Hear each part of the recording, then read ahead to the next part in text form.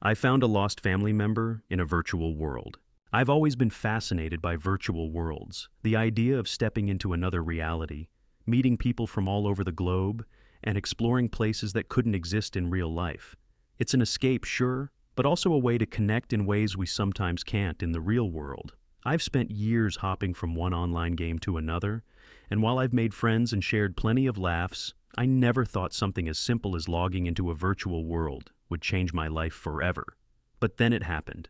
I found a family member I didn't even know I had. I've been into virtual worlds for as long as I can remember. Whether it was MMORPGs, life simulation games, or sprawling VR environments, I love diving into these alternate realities. There was something about creating an avatar, stepping into a world filled with strangers, and carving out a little digital existence that felt both freeing and exciting.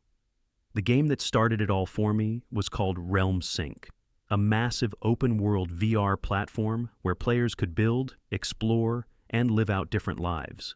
The community was huge, and the world itself was breathtaking. Towering castles, sprawling futuristic cities, and hidden forests brimming with secrets. What set Realm Sync apart was how personal it felt.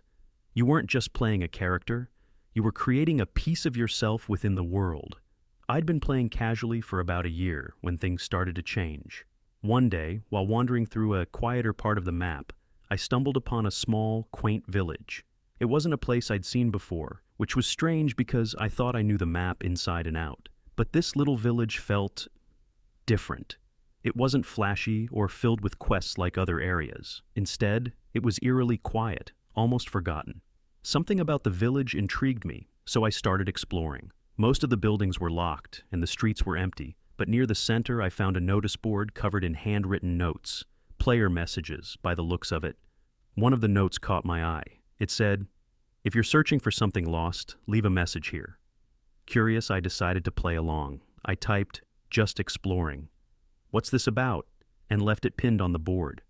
At the time, I didn't think much of it. It seemed like a quirky in-game roleplay element. But looking back now, that moment was the start of something far bigger than I ever imagined. The next time I logged into Realm Sync, I made my way back to the quiet little village. I didn't expect much, probably just a generic reply from someone role-playing as a quest giver. But when I reached the notice board, I saw something that stopped me in my tracks. Someone had left a reply to my message. "If you're exploring, you must be looking for something. Come to the old well at sunset." I laughed at first. It sounded like a cheesy RPG side quest, but curiosity got the better of me, and I decided to play along. That evening, I guided my avatar to the old well. It was tucked behind a row of crumbling houses at the edge of the village. The sun in the game world was dipping low, casting long shadows across the cobblestones. At first, it seemed like nothing would happen. I waited for a few minutes, half expecting another message or a random NPC to appear. Then, out of nowhere, another player avatar emerged from the shadows, a hooded figure wearing a deep blue cloak. They stood silently for a moment before typing in the chat, "Are you searching for something you've lost?" I didn't know how to respond. I typed back, "Not really, just curious." The hooded figure paused as if considering my words. Then they replied, "Sometimes we're searching even when we don't realize it. Follow me." They led me through a hidden path behind the village, one I'd never noticed before. The trail wound through dense woods and eventually opened into a small glade. At the center of the glade was a tree with carvings etched into its bark, names, dates, and cryptic messages. "This is where we remember," the figure said in chat. "Do you recognize anything here?" I moved my avatar closer to the tree, inspecting the carvings. Most of the names meant nothing to me, but then I saw something that made my heart skip a beat. One of the names matched a name from my family, a relative I'd only heard about in passing, someone who disappeared years ago. Seeing that name carved into the tree sent a jolt through me. It wasn't a common name, one of those old-fashioned ones you'd associate with his family stories and faded black and white photographs. This relative had always been a mystery in my family, someone who vanished before I was even born. I'd only heard snippets from my parents. They left one day and never came back. No one knows what happened. I typed in the chat, "How do you know this name?" The hooded figure paused for a moment before responding. "It's my name." My heart raced. Was this person claiming to be my missing relative? It felt impossible, like some kind of elaborate prank, but something about it felt real. I replied cautiously, "That's my family's name. Who are you?" The figure hesitated again, then typed, "I think we need to talk." Not here.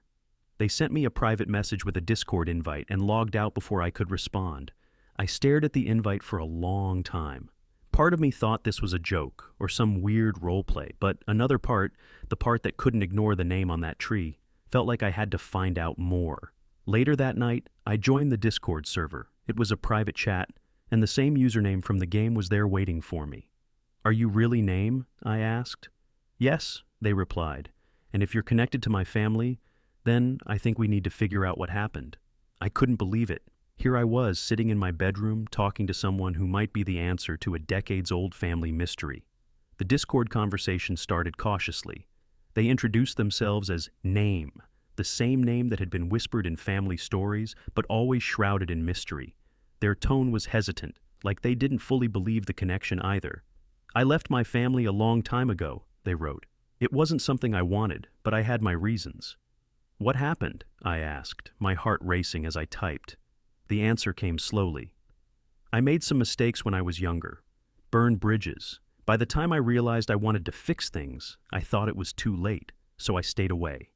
I couldn't believe what I was reading. For so long, my family had assumed the worst, that they'd disappeared for good, maybe even died.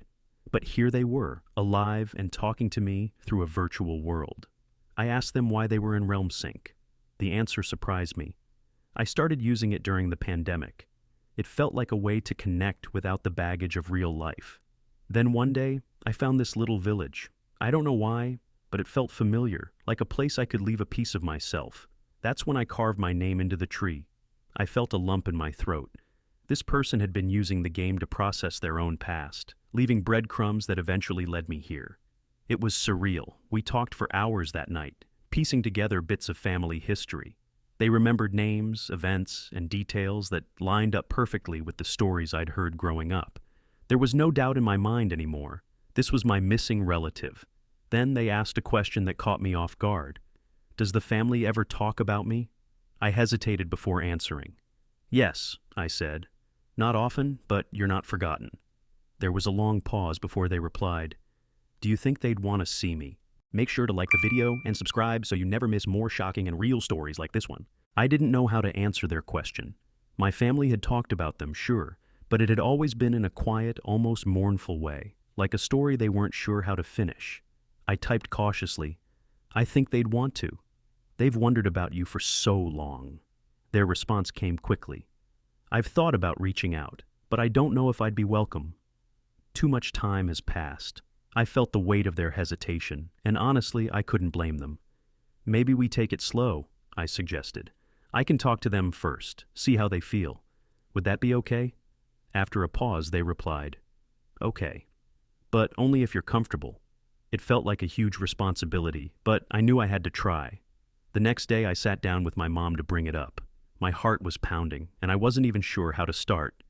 "Hey, remember Name?" I finally blurted out. Her expression shifted instantly. "Of course I do." "Why?" I took a deep breath. "What if I told you I found them, like they're alive, and I talked to them?" She froze, staring at me like I'd just spoken in another language. "What do you mean you found them?" I explained everything, the game, the tree, the Discord chat. At first she looked skeptical, but then I told her about the details only someone in the family would know. Slowly, her disbelief turned into something else. Hope. "Are they okay?" she asked, her voice barely above a whisper. "They want to reconnect," I said, "but they're scared.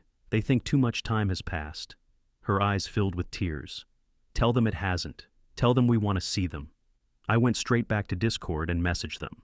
"I talked to my mom. She said she wants to see you. The family does." Their reply came after a long pause. "I don't know what to say. I've dreamed of this moment for so long. But now that it's here, I'm terrified." "You don't have to do it alone," I typed back. "We can take it one step at a time. I'll be there with you." Another pause. Then, "Okay, let's do it." We decided on a video call first, something small and low pressure.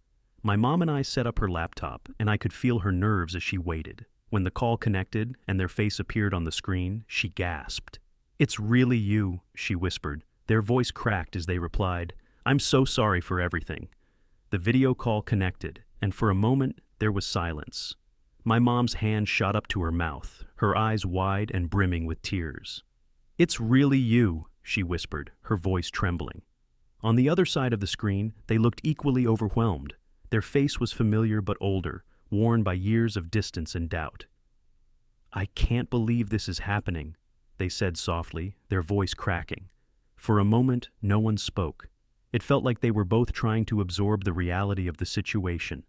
Then my mom broke the silence. "We've missed you. All these years, we've wondered where you were, if you were okay. I thought I'd never get the chance to say this, but I'm so glad you're here." Tears spilled down their face. "I'm so sorry," they said, shaking their head. "I thought it was too late. I thought I'd ruined everything." "You didn't," my mom said firmly, her voice steady despite the tears in her eyes. "You've always been a part of this family. That doesn't just go away." The dam broke then. They started sharing memories, stories from their childhood, moments my mom had clung to over the years. My mom told them about the family today, the birthdays they'd missed, the little traditions we'd kept alive, the ways we'd kept their name in our hearts even when we didn't know if we'd ever see them again. "It's like I missed a whole lifetime," they said at one point, their voice heavy with regret. "But hearing this, it feels like I'm finally coming home." My mom smiled, wiping her tears. "You are home. We've been waiting for you." The call lasted for hours. By the end, there was laughter, tears, and something else. Hope. The distance that had seemed so insurmountable was finally closing, one conversation at a time. After the call, it didn't take long to plan an in-person reunion. My mom couldn't stop talking about it. She spent days preparing, going through old photo albums, baking their favorite childhood desserts, and making sure everything was perfect. When the day came, the energy in the house was electric. Everyone was nervous, excited, and a little emotional. We heard the knock on the door, and my mom froze for a moment, her hands trembling. "You've got this," I said softly, giving her a reassuring smile. She opened the door, and there they were. No screen, no avatars, just a real person standing there with tears in their eyes. For a second, it was like the world stood still.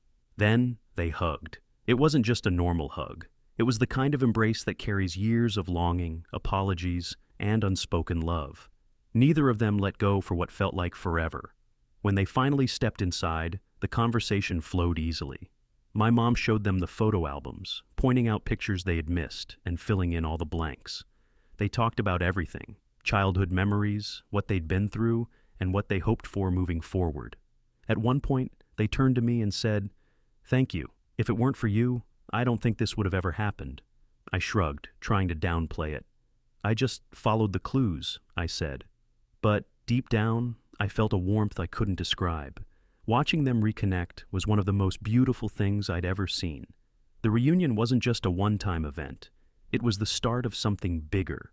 Over the following weeks, they became a regular presence in our lives. Family dinners, long phone calls, and even simple things like texting memes back and forth.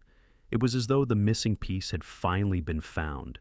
For my mom, it was healing. She no longer had to wonder or grieve in silence. For them, it was a second chance, an opportunity to reconnect with a family they had thought was lost forever. And for me, it was a reminder of the unexpected ways technology can bring people together. I keep thinking about how it all started. If I hadn't wandered into that virtual village, if I hadn't been curious enough to follow the clues, none of this would have happened. It's wild how a digital world, something meant for fun and escape, led to something so deeply real. This experience taught me something profound. Even in the most unexpected places, human connection has the power to change lives. Virtual worlds aren't just games or escapism. They're spaces where we can leave pieces of ourselves, waiting for the right person to find them. If you've ever had a meaningful experience online or found something that changed your life in the digital realm, share your story in the comments. Let's talk about the ways technology can surprise us, connect us, and remind us of what it means to be human. Don't forget to like, subscribe, and stick around for more stories like this. Thanks for watching.